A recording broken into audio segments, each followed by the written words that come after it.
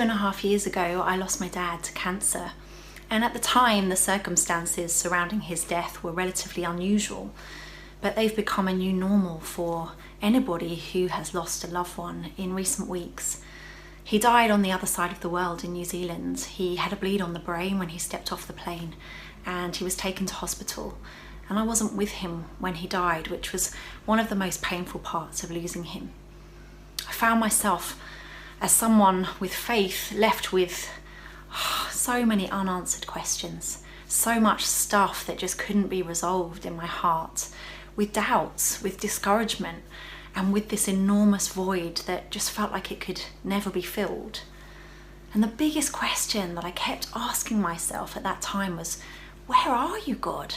Where are you in my pain? Where are you in my suffering? Then I read a verse in the Psalms that says this: God is close to the brokenhearted. And I realised that sometimes there are no words for the suffering that we walk through. But we can be assured that whether we feel it or whether we don't, God is so very, very close to us and our broken hearts in our times of grief.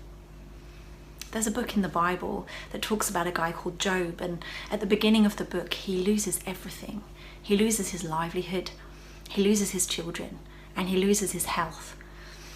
And his friends hear about what's happened to him, and they travel to be with him. And they sit with him in the dirt.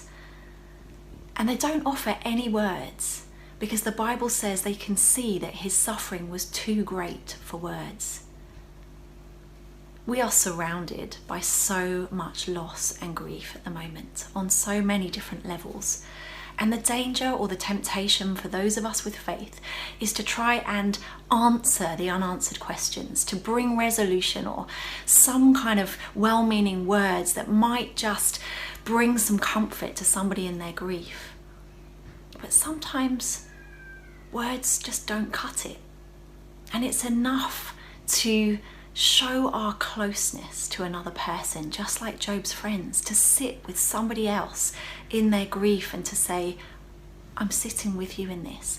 And I know that right now we can't be physically sitting next to somebody who is grieving, but there are ways in which we can show and express our closeness.